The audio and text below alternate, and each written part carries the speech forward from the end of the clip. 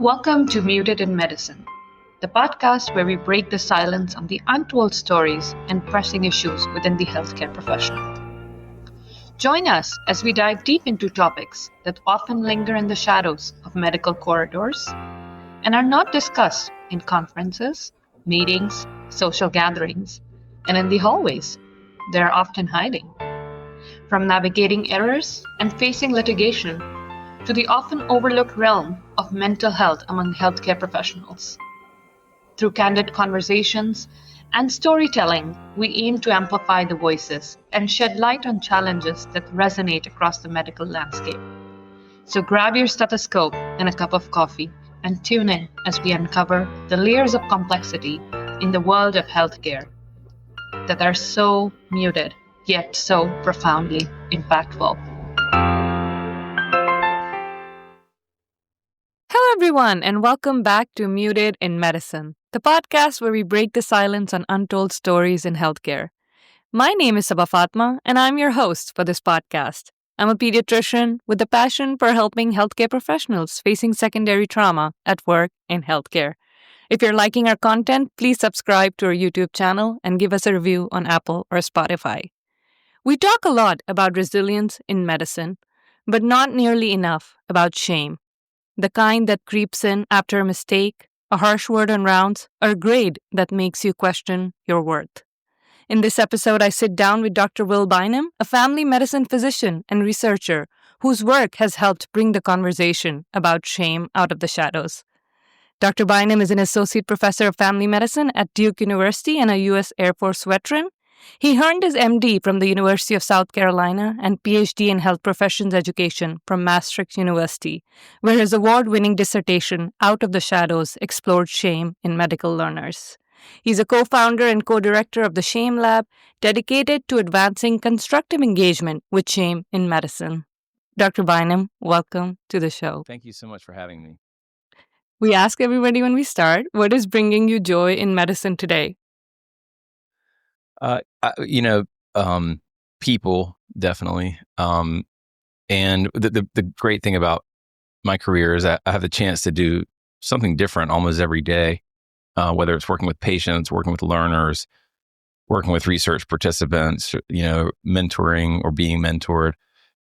And what cuts across all of those experiences is just a real love and joy of being with people in relationship and people in circumstances that vary and can be joyful, can be tragic or sad, can be uplifting or, grieving. So just the human connection is really what drives me every day. It's what can exhaust me sometimes, to be totally honest. I mean, being connected and talking and trying to empathize is sort of soul filling as it is, can also be just frankly exhausting. And I've just learned to be okay with that and accept it and try to find new ways to recharge. My 5 and 6 year old children don't make that easy. Joy far outweighs the exhaustion with them.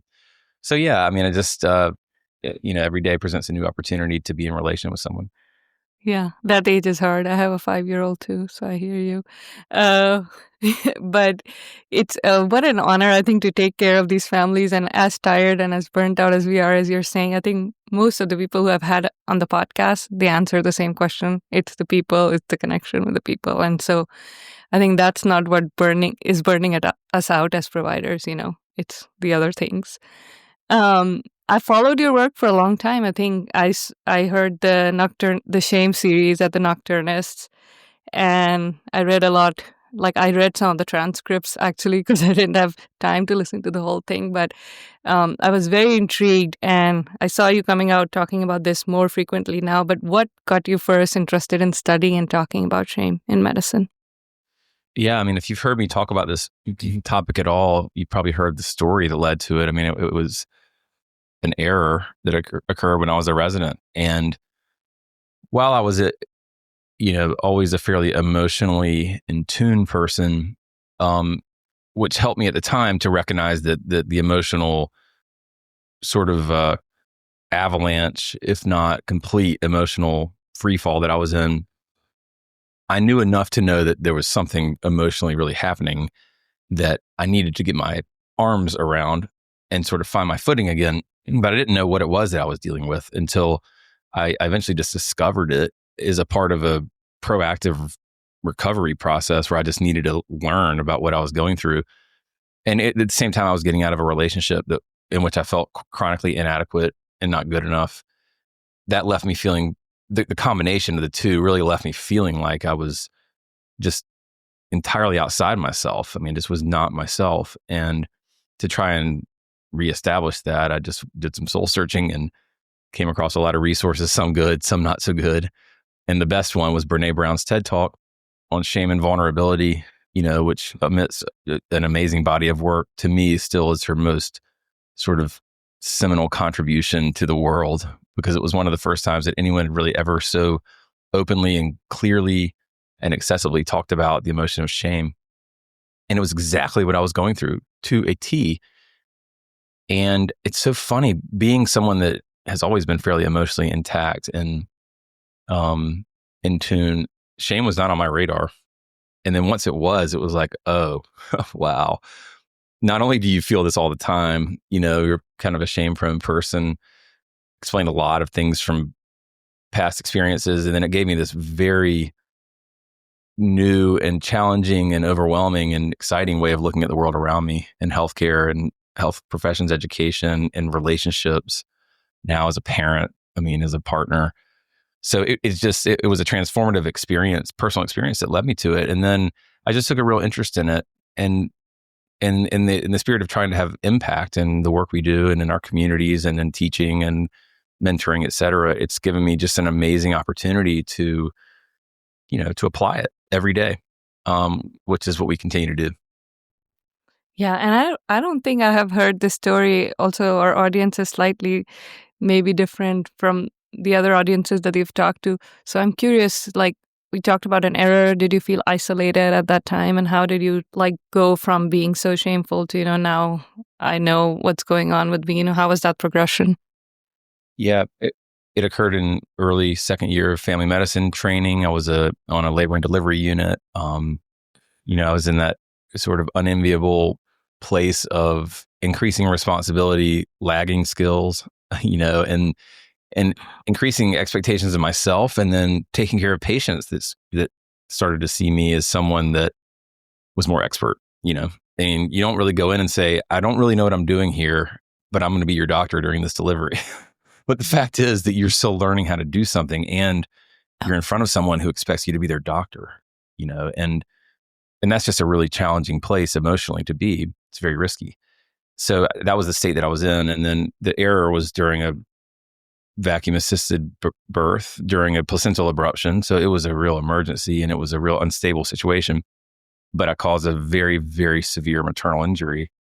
And, when I told the story in a variety of ways, it's the part that I can't ever get around or tell any differently than it happened is just the immediacy of the shocking, crushing realization that you had just done something wrong and hurt somebody, and it was not like, did something just go wrong?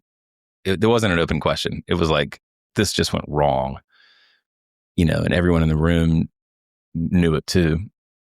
And so, yeah, the immediate feeling is this wild sort of paradoxical experience of insane exposure and immediate isolation. So it's like you're exposed and you're alone at the same time. And, and then as that sort of immediate fight or flight response, fear, anxiety, immediate perception of judgment from people around me is that, well, before it could die down, I just had to leave the room. So I sort of handed everything off to the obstetrician and I just sort of slipped out of the room, which is definitely not something I would usually do, but it was primitive to do that. And then I just hid myself in a room on the other side of the hospital. And that's when that fight or flight started to die down. It was like, okay, you're sort of acutely safe here in a way. You're not in front of everyone anymore. Then there was capacity for the voice in my head to say, what does this mean for you? That was when the voice, my own self-evaluation turned on me. And it just started tell me things about myself that were really painful, acutely painful. I mean, you suck. You're not good enough. You hurt people. You're unworthy of being trusted. You're letting people down. You're not who you thought you were, especially in any sense of like your worthiness to do things, and that was very painful. And it was not like it was an out of control thought process. I had no capacity or ability to be able to counteract it with any other voice in my head than the one that was telling me that I was a piece of shit, frankly. And that was really, and believing that was even more painful than being told that by your head, voice in your head, So that persisted for a while. I mean, when I tell the story now, I'll often frame it from the perspective of if you were outside of my head and you were looking at me and thinking, I wonder how he's doing. First of all, I don't think anybody was thinking about that. Even those that knew that I made the error, very few people approached me to offer support. And I wasn't showing any signs of distress. I mean, I was working like tooth and nail to hide it, to not let anybody know what I was going through. And internally I was unraveling, so that prolonged my suffering, frankly, because I wasn't capable of reaching out for help. I was too scared of being judged. And so I suffered silently for days. And eventually one of my best friends who knew it's something that had happened and could sense, he was a resident too, that something was going on. We got together and he just asked me to tell him what happened. Like he essentially said, stop telling me how much you suck. Just tell me what happened first. Right. And when I finally told him, he was like, sounds like a bad outcome. Sounds like it could have happened to me, or anybody. And it doesn't sound like you're a bad person, essentially, in essence, is what he said. And it just sounds like maybe you did a bad thing or something that just unfortunate happened that you feel badly about. And yeah, you got to go fix that, but you don't need to fix yourself.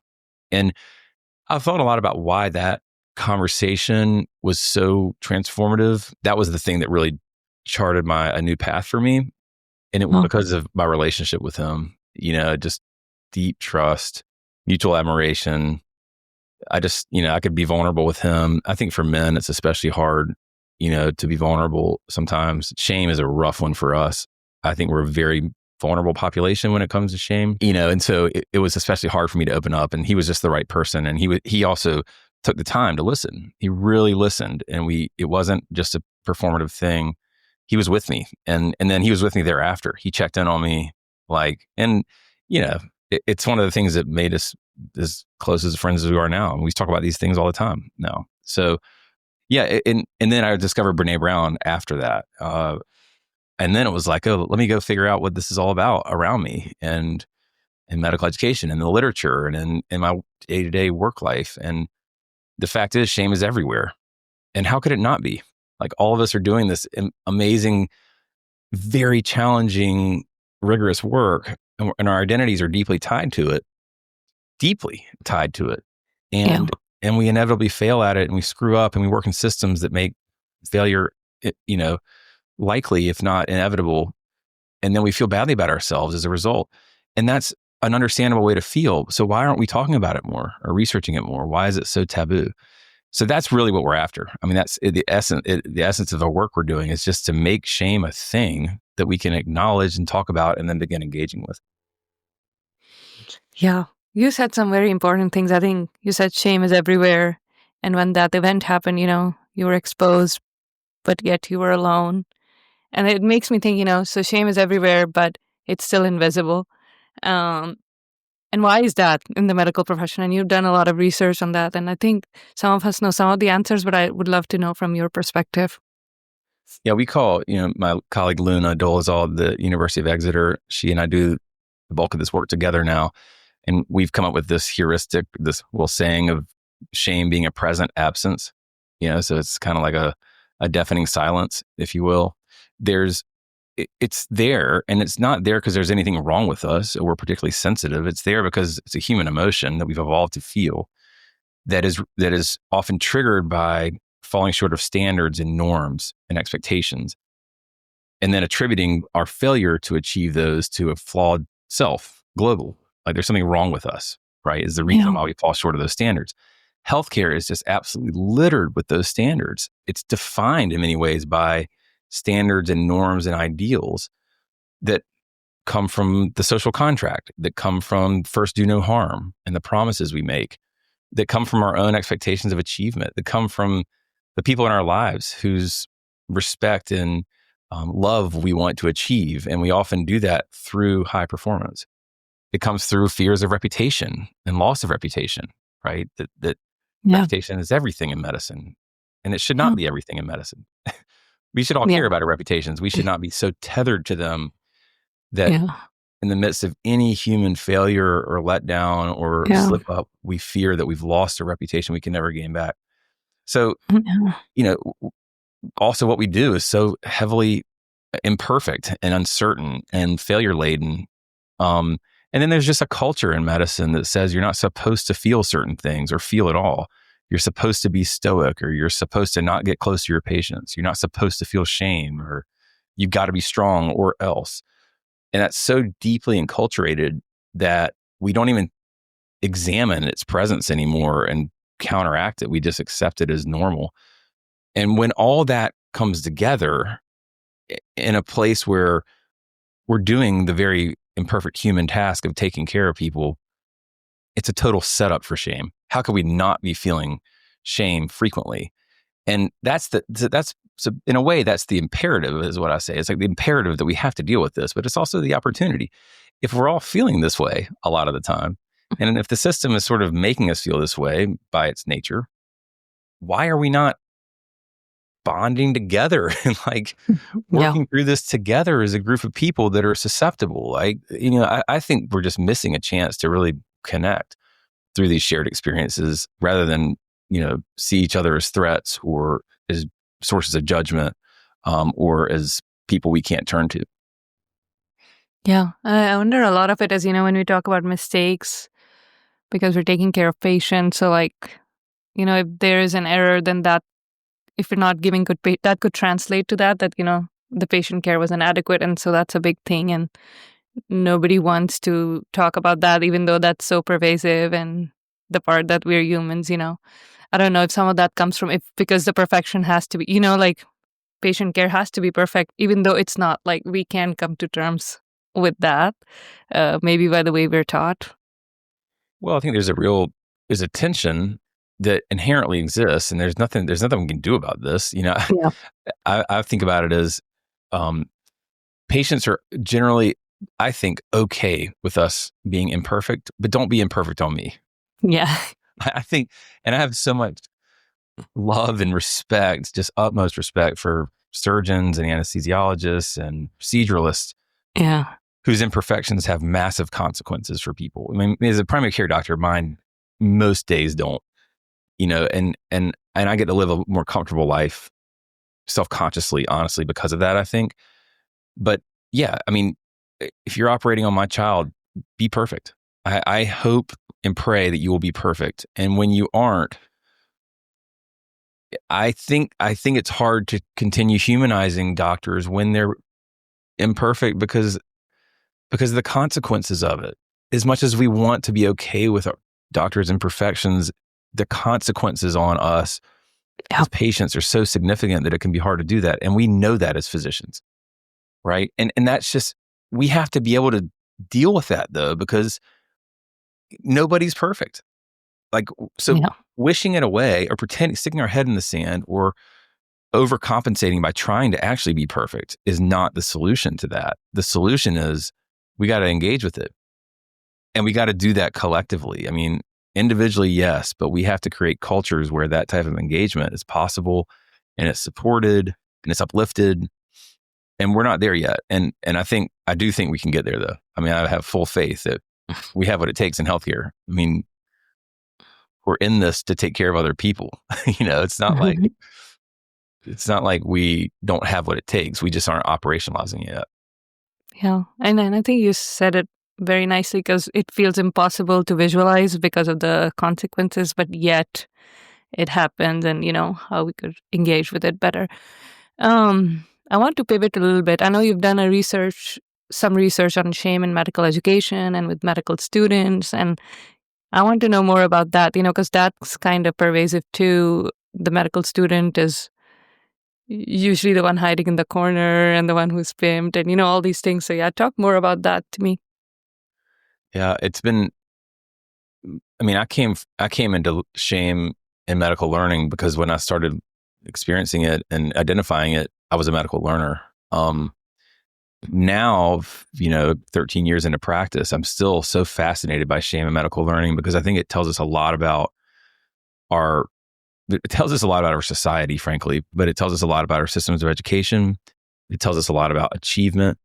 It tells us a lot about self-worth and self-esteem and from where it, arises as we go through our educations and grow up. And medical school is this kind of cataclysmic experience in a way emotionally of you're really starting to come into your personal identity at a real formative time in your life. You're trying to adopt this professional identity that in many ways is the ticket to, self-actualization of who you really can and want to be with your life, and it's also a club that you're desperately trying to get into and fit into and wanting to be good enough. And it's really freaking hard. I mean, Yeah. it is just hard. Like Yeah. medical school has to be one of the most rigorous educational journeys that a person can go on in the world. I think sometimes we forget how freaking hard it is. And Yeah. and therefore, when something is that hard, we're going to struggle at it naturally. And so Yeah. one of the things that we've learned a lot about looking at shame in medical learning is the degree to which shame or feeling inadequate or unworthy or flawed or like you're being judged is a part and parcel of just normal learning struggle. To the extent that you can understand why some of it's there. But at the same time, I mean, I honestly don't think we're doing an adequately sufficient job of preparing learners that struggle is normal, struggle is healthy, discomfort when learning is healthy. It should not be applied unnecessarily or exacerbated. But, I think the more the struggle, the more meaningful the growth. And I think that I've been there as a learner, and it's easy when you're struggling at something to think there's something wrong with you, and that's why you're struggling. But, that's the shame voice that's misleading you, frankly. And so I think shame related to learning is a big part of it. I also think we're just such an incredibly hierarchical system. I think there's a deeply entrenched shame-based pedagogies, that the idea that in order to become a good doctor, you need to be shamed and put down and made unnecessarily uncomfortable, because if you can't get through that, you can't make it as a doctor, which is an ideologically accepted fact that is so just unreasonable and irrational. Bizarre. And Yeah. not confronted and exam. And when you start to confront and examine it, you start to quickly see that, yeah, this is not the best way for us to educate. But it's so deeply entrenched that it just happens. And then there's also just everything we've talked about, that the nature of the learning is such that there are real consequences. And that those consequences often fly in the face of the professionals that we're trying to become. Right. So for all those reasons, medical training at all of its levels, maybe just a little bit in nuanced ways, brings with it these really rich experiences of shame. And that's okay. But we've got to be able to work with those and engage with them. But do you think even from the level of, the teachers or the faculty or the systems, the grading and ranking kind of struggle is not looked at it in a positive way? Maybe, if this person is struggling, and I even think about residents, because I work with residents, when somebody is struggling, it's a whole thing that this person is struggling. Now, people are working and trying to get them better, but, still when you talk about the struggle, there's this shame because we're kind of that person is kind of singled out. If there's one or two persons struggling. So what do you think is in the systems or in the way the teachers are teaching where it can propagate it? And how do you think we could make that better? I think there's multiple reasons. I mean, I think, and I wouldn't put any one reason or even small set of reasons as the sole cause. This is all complex. I do think that at an individual level, we are quite recklessly perfectionist. Yeah. And that's, I'm not saying that all perfectionism is bad. It actually can be a very healthy motivator. especially if you respond to imperfection in constructive ways.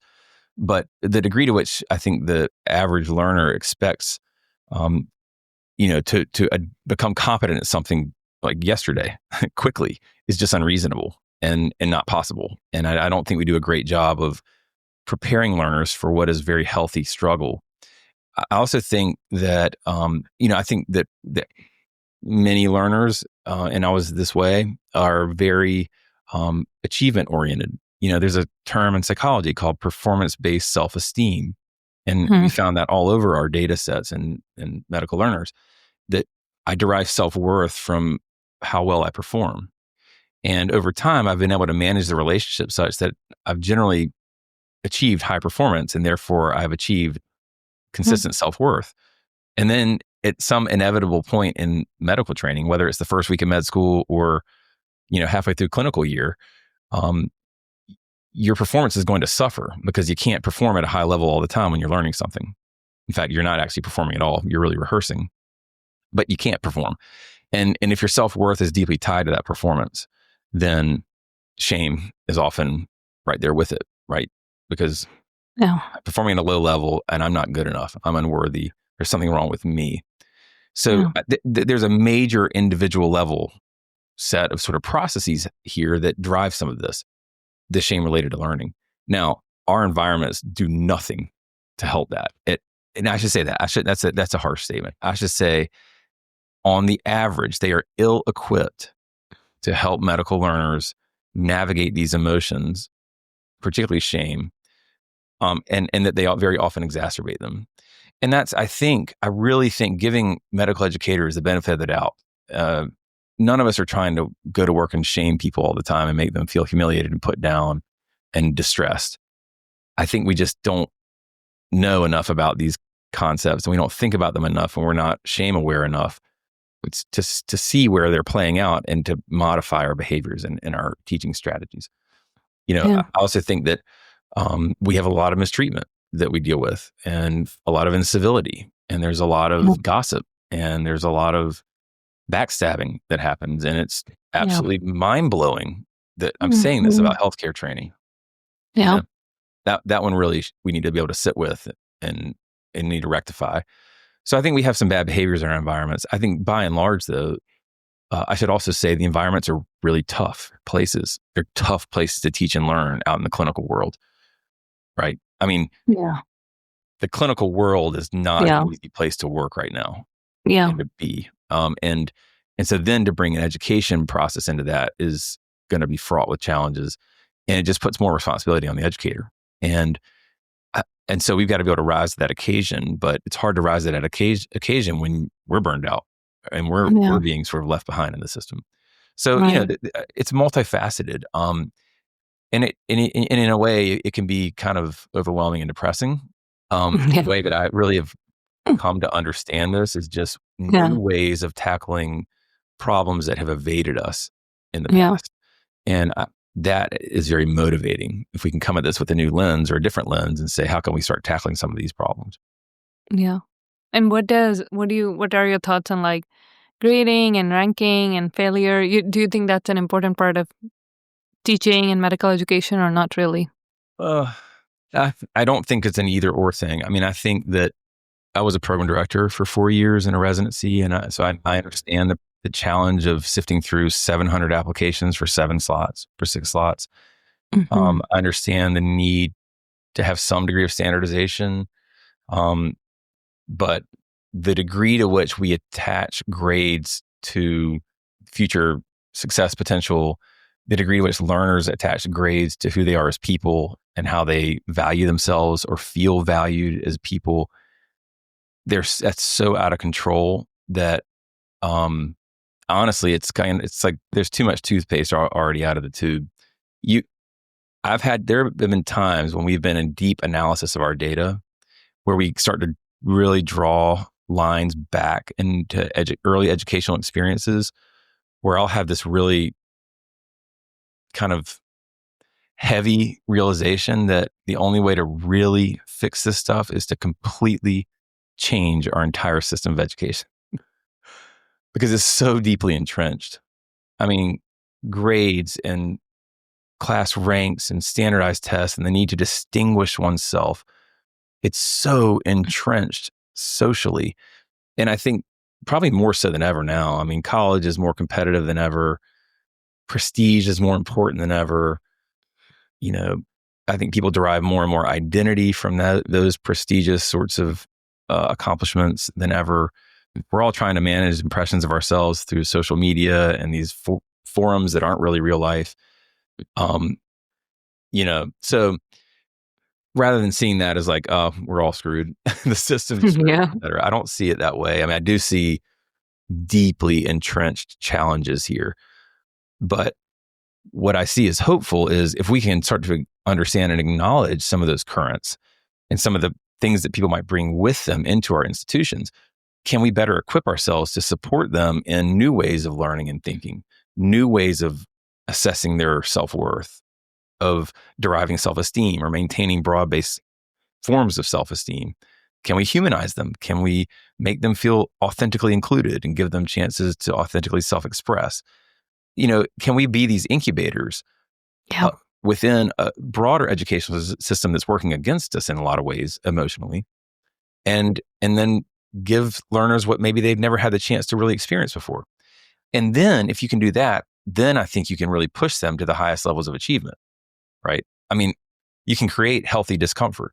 You can push learners through struggle and failure in ways that maybe they wouldn't have been able to do before, right? You can hold them accountable to things that shame otherwise might have impeded accountability. So, I'm hopeful, but I also am a realist about the magnitude of the challenge.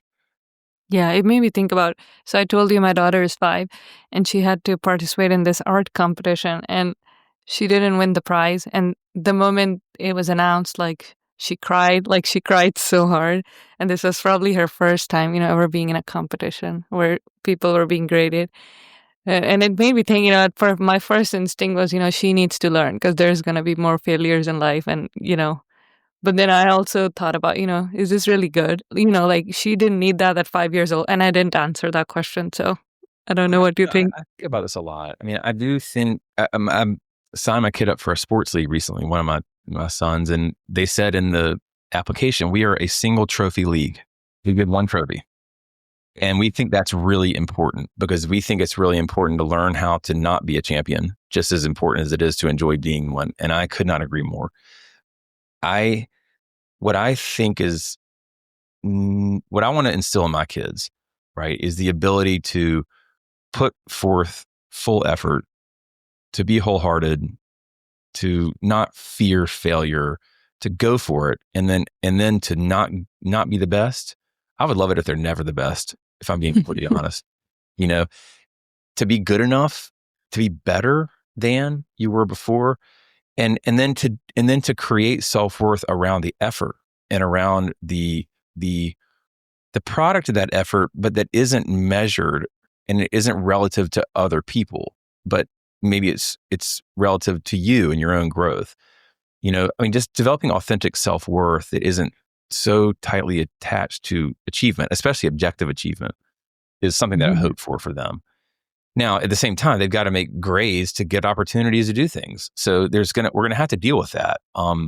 And participation trophies and taking away all grades and not taking away all scores, that pendulum is going to go too far. We need to not be overly dichotomous about this. What we need to do is, within the realities of our systems, help people really be aware of and then do the hard work of, managing the self-conscious emotions that come with it. And to first do that, we've got to destigmatize them. And we've got to overcome some of the social barriers to engaging with them. And a lot of that just starts with basic education about what they are.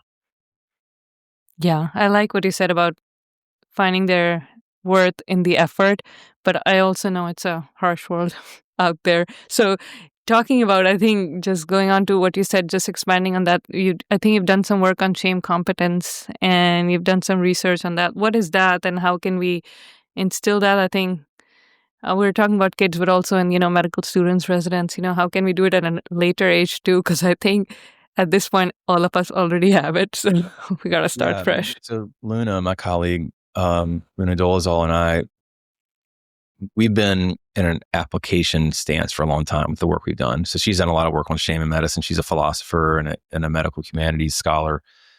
We come at this from different disciplines with a very similar set of values and mission and vision. And we have been very intentional about what it is that we hope to impart and the capacity we want to build. And what we call it is shame competence. I've sort of borrowed that term from medical education and, competency-based medical education. It's not shame resilience. Shame competence can engender resilience to shame, the ability to encounter it and move through it in a way that, is wholehearted and that, strengthens self-concept, brings you back into alignment with values and community, et cetera. But shame competence is not a character trait. It's not something that you're deficient in and therefore you need to have more of.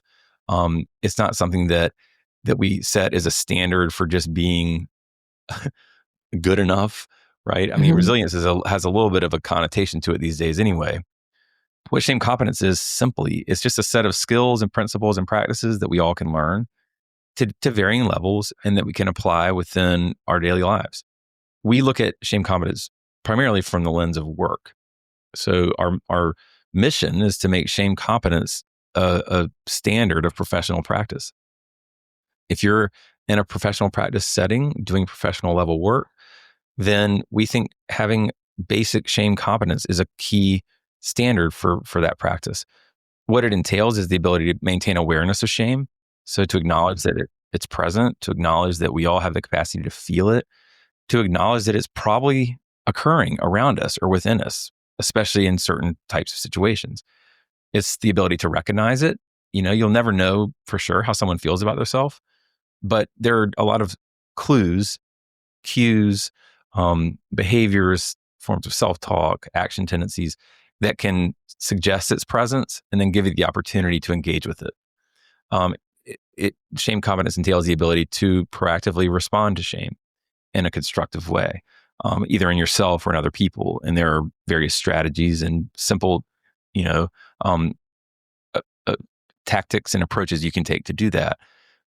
Shame competence entails avoiding shaming other people and recognizing when you might be shaming someone else, and then preparing that, rectifying it, and committing to not ever intentionally shaming people, even if it's well-intentioned. It's too unstable of a tool to use, and there's too much collateral damage that the other person can experience and that you're probably never going to see.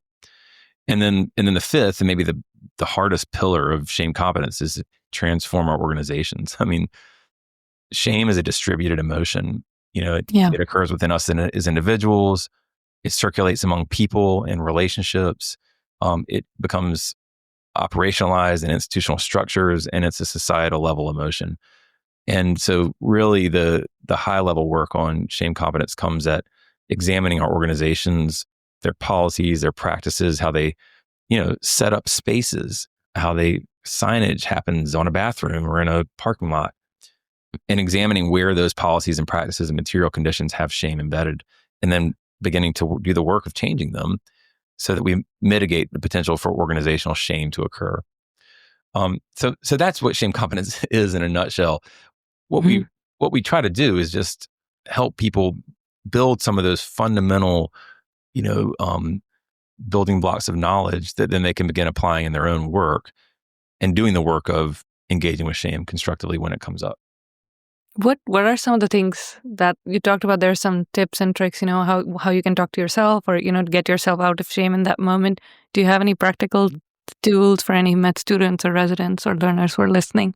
Definitely. I mean, the first is to try and identify and acknowledge when you're feeling the emotion. So if it's something that you want to work on for yourself, shame, it can feel a lot of different ways. It often feels like a very heavy weight. It often feels like, it can feel like fear. It can feel like a sense of failure. It can feel like inadequacy, like an imposter type feeling. It can feel like you suddenly, acutely, or chronically don't belong, or you're not good enough, et cetera. Recognizing that if you're having those types of feelings, that could be a shame emotion or a shame state. self-talk. Like if you find yourself saying to people, I'm just not good enough, I'll never be good enough, I don't belong here. Everyone else is better. That's one I hear a lot. Anybody else would have done better on this than me. I'm the problem. That's so recognizing when you might be using those words with other people, certainly when other people might be using them with you, and you can recognize shame in them. Or if that's just what you find yourself ruminating on, because shame is a very ruminating emotion. We often can get sort of trapped in that thinking. If it's there, then, just acknowledging it. Again, go find some low-hanging fruit resource like Brene Brown's TED Talks, or we have a website called the Shame Space, and we have some comics, and we have a documentary film with the Nocturnus podcast series, ways that you can just hear about other people who've experienced it, learn a little bit about it, and understand that this is a real emotion, and it's a normal emotion, if not a very challenging one, and that other people are prone to experiencing it just like you, and they probably are experiencing it. With that sort of level awareness and being able to say, okay, this is something might be feeling or I'm feeling, then you can take some steps. I think what our research would say and much of psychology would say is one of the most important initial steps is to try and reach out to someone else. Get someone else to help you provide some perspective on you that your brain is struggling to come up with. Okay, we call this unskewing the frame of reference. Like, can someone sit down and tell you what they see in you, right? Or what they hear? Part of one strategy is to examine the assumptions that your self-evaluation is operationalizing, right? Everyone's judging me. Anybody else would have done this better. I can never be good at this. All those are assumptions, and probably they don't have a lot of evidence to make them true, right? And if you start examining those and challenging them, often you quickly realize that no, these are unexamined assumptions I'm assuming to be true, but don't actually have objective evidence to make them true. A lot of that is cognitive restructuring from psychology, part of CBT. Then the other is just self-compassion. And I don't think everyone has equal capacity or opportunity for self-compassion. And not because there's something wrong with them, because I think the ability to be self-compassionate is often somewhat of a privilege, right? If you've grown up in the midst of a lot of trauma or abuse or chronic neglect, it can be much harder to cultivate self-compassion.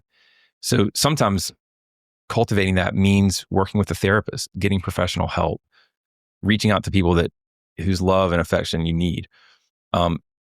If you have the capacity to practice self-compassion, that is a really helpful step, is to first just be really kind to yourself, and then orient your self-evaluation not to what's wrong with you, but to what you did that was wrong, right? What can you fix? What can you do better next time? What can you grow at? You might still feel terrible about that action, but move the locus of blame off of you and onto something that you can fix or you can do differently. Or sometimes shame is about the world around you and not about you at all, right? We live in a world that shames people all the time because of who they are. And this is where stigma and racism and homophobia and marginalization and all that filter down to our own self-evaluations. So just trying to get that broader perspective and then doing the work of improving at whatever it is you feel badly about, while at the same time being kind to yourself. Yeah. And I know you say this too, and I say this too. It's my favorite thing, just forgiving yourself. Like that's when something bad happens or you think something you did was bad, that's just, I think acceptance and forgiving yourself is what can move you, because otherwise you just keep going in circles about why something happened or why you failed or, why you made that mistake or something like that. But yeah.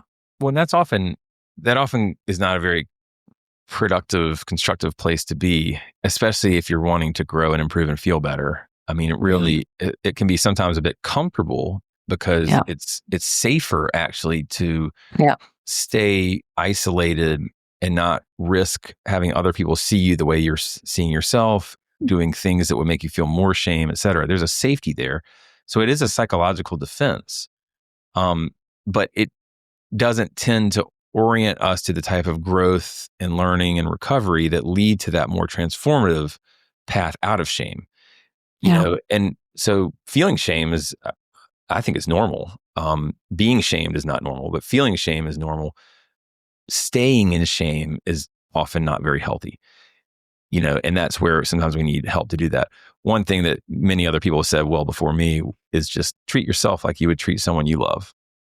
I mean, that's just a great mantra, because we are so much harder on ourselves than we are the people around us, even strangers, that really being kind to yourself is one of the strongest things you can do as a human. And it's one of the most humanizing. It's, for some reason, it's also very hard. And I'm still trying to figure out why that is.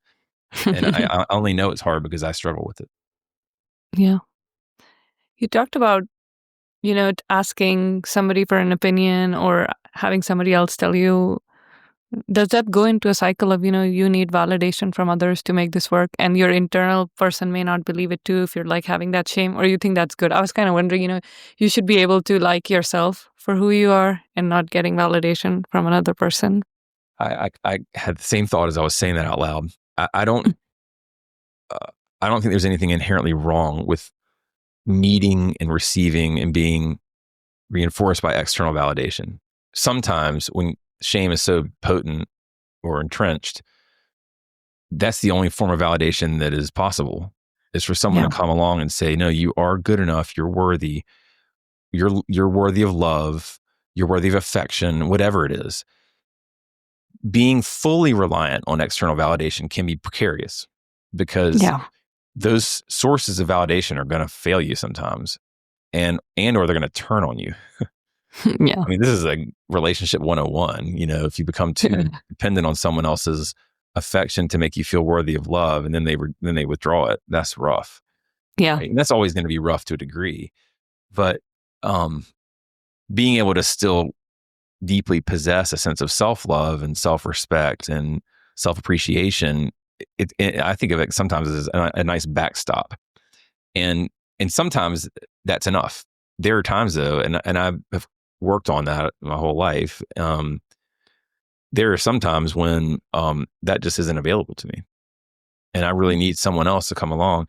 And sometimes I'll tell you, when you're feeling a lot of shame and you're having trouble internally validating, and I think this is an important mantra for our workplaces and our education systems, et cetera. Sometimes validation is as simple as someone being kind. Yeah. They don't have to give you some grand level validation, but can they be kind? Can they show you that you matter, that you're valuable, just by some simple act of kindness? That can be transformative when you can't cultivate kindness for yourself, right? And it also can be a building block. Now, I will also say that if you're feeling shame or inadequacy and imposterism, unworthiness, lack of kindness is only going to make that dramatically worse, right? Incivility, disrespect, being humiliated or mistreated, et cetera. Like the consequences of those behaviors are often so much greater than we could ever realize as the person perpetrating them. And it's because the hurt we do and the harm that we do is hidden from us. Yeah. They're not going to let us see it. And that's one of the things about studying shame that's overwhelming and challenging, is the degree to which suffering happens after these fairly innocuous interactions that really should give us all pause and make us all default to kindness in our everyday lives. Right. And then we need to be self-kind when we fall short of that, because we're going to all have a bad day. We're all dealing with stuff. So, but can we hold ourselves accountable to that and then try to repair and fix and be better next time? Yeah. Yeah, that's a good way to put it. And I'm glad we talked more about that, because I was kind of wondering about that validation piece.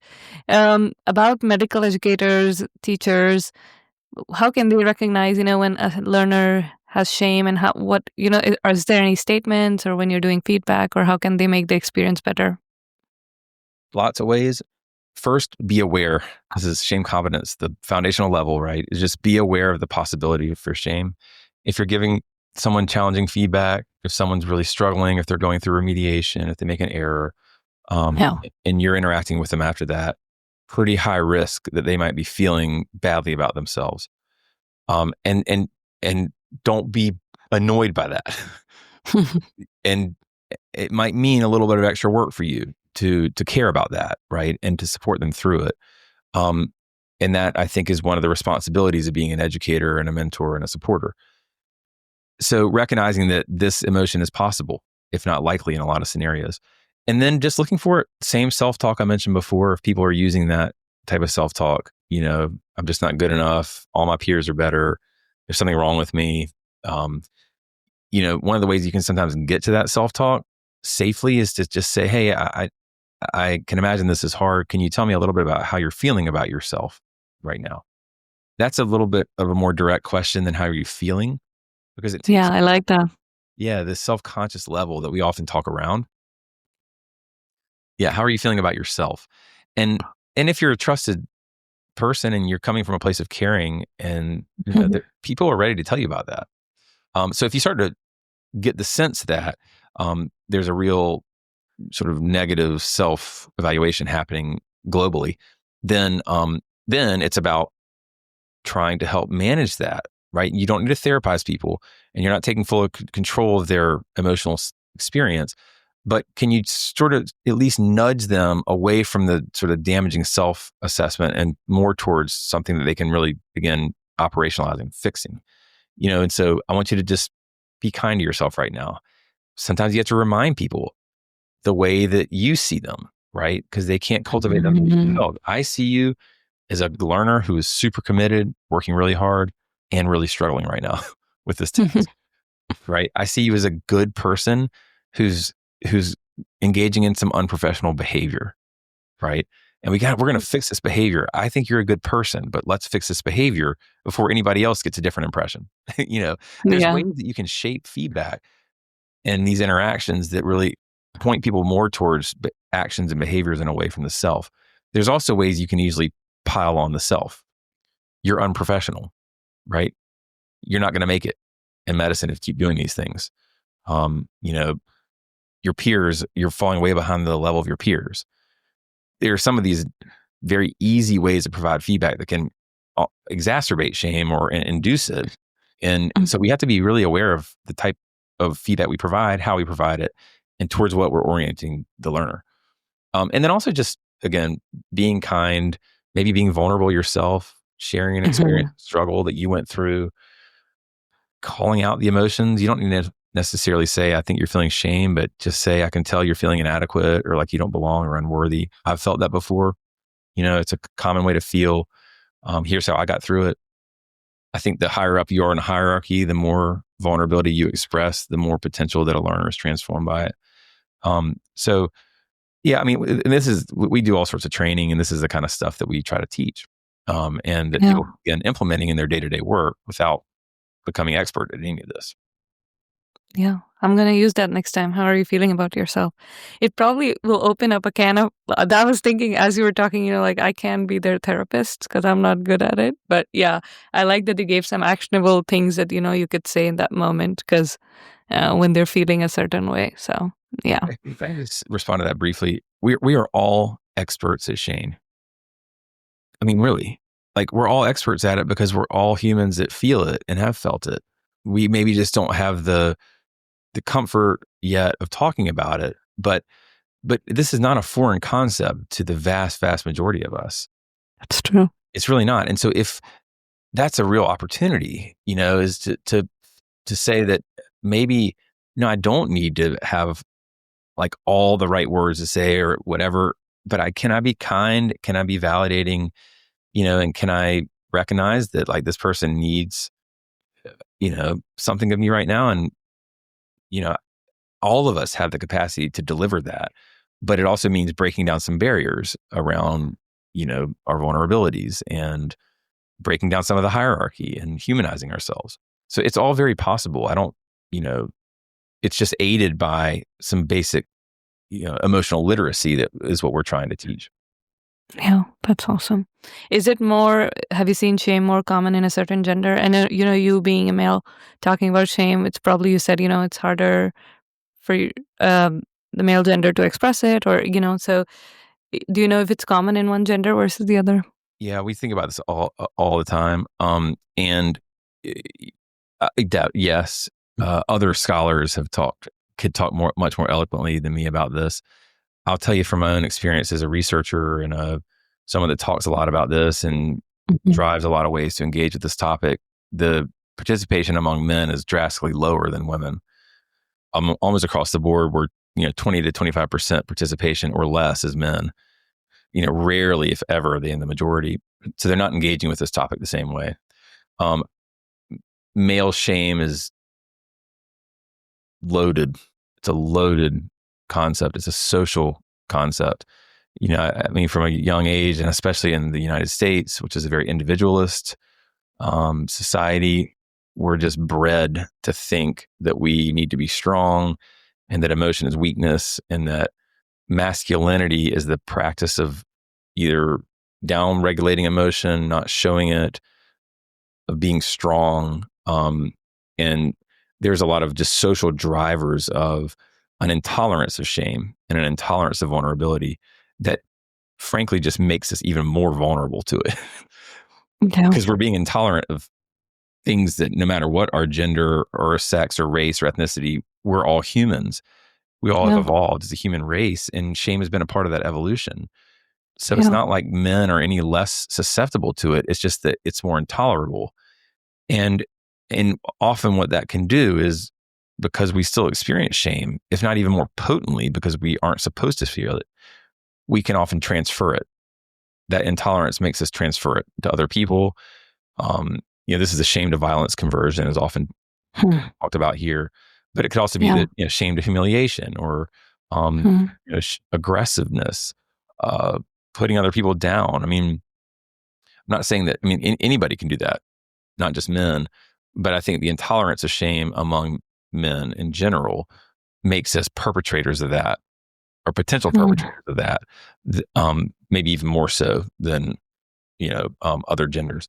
So, and I think this is particularly potent in healthcare.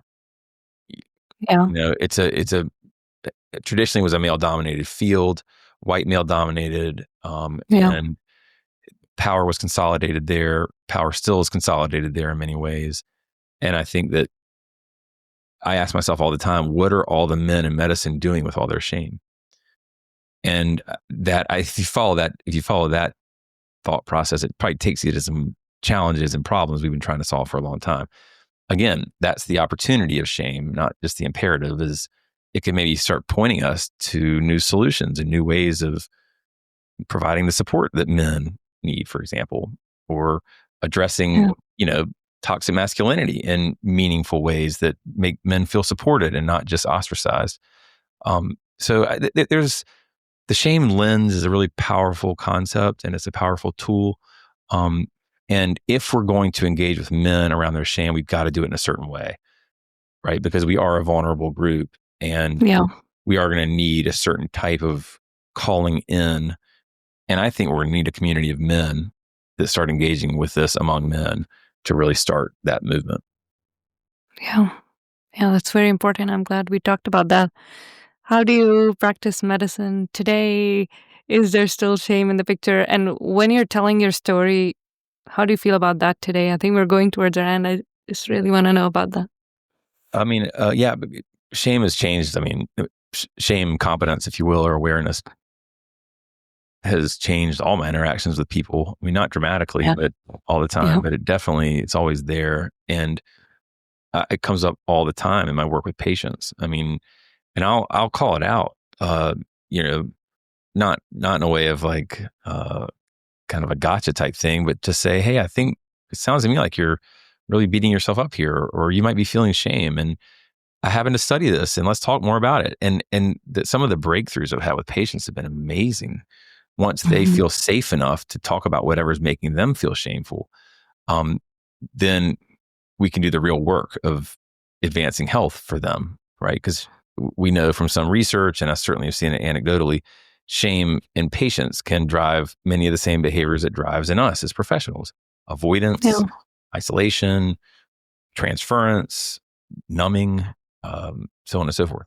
So, it comes up a lot with patients, and when it does, I foreground it, and because it's just as important as anything else related to your health. How you feel about yourself is going to have a profound influence on how you engage with your healthcare. In my relationships, with my kids, with my wife, my parents. It by no means and this is important, am I doing all these things well all the time? I mean, that's absolutely true. Sometimes awareness of shame is particularly painful because you're like, you realize that you might have induced it in someone else, or that your shame might be driving some behavior that's, you wish it wouldn't.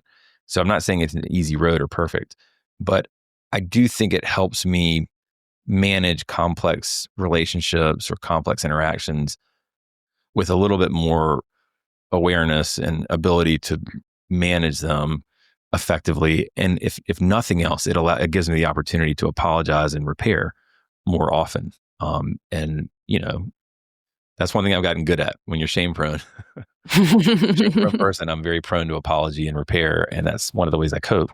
And I think that ultimately is probably a healthy thing. Yeah, that's awesome. Thank you so much, Will, for doing this with us today. Do you have before we end, any parting message for maybe a student or a resident or an attending or anybody who's made a mistake or who's had a failure and is going through shame as we go towards our conclusion? Yeah, I mean, I've come to this belief, over years of doing this work, that when you feel shame, that just proves you're a human being. I mean, it proves that you have the capacity for self-reflection, self-evaluation. And while that might be very painful and can make you feel all sorts of ways, fundamentally, it's an expression of your own innate humanity. And I think that's where we need to start with shame. There's all sorts of shame and shaming that we need to mitigate and get rid of. There's going to be a lot of shame that remains that we've got to deal with. And the only way we're going to do both of those is if we first see it as an emotion that is nothing other than a human emotion that we're all feeling, and break down some of the stigma around it and the shame for feeling shame, and begin to just make it like any other thing that we deal with as humans, something that we need to acknowledge, confront, and then engage with constructively. And I think the more that we do that collectively and supportively, the better for all of us. So yeah, I mean, we're all just out here doing the work of being very imperfect but amazing humans and striving for amazing things. And we should all acknowledge that more often than we do, and then come together and support each other as we do that work. Yeah, and thank you for all the work that you're doing. I think it's amazing work. I hope you keep doing it and give us some more pearls along the way, and just really appreciate all the work that you're doing. We have a tradition on this podcast. We end it with a poem. So today we're going to read Love After Love by Derek Walcott. I don't know if you've heard this before, but it's about self-love. So, the time will come when, with elation, you will greet yourself, arriving at your own door, in your own mirror, and each will smile at the other's welcome and say, "Sit here, eat." You will love again the stranger who was yourself. Give wine, give bread, give back your heart to itself, to the stranger who has loved you all your life, whom you ignored for another, who knows you by heart. Take down the love letters from the bookshelf, the photographs, the desperate notes. Peel your own image from the mirror. Sit, feast on your life. Thank you so much, Will, for doing this with us today. Amazing. Thank you for closing with that. Thank you for having me. Yeah.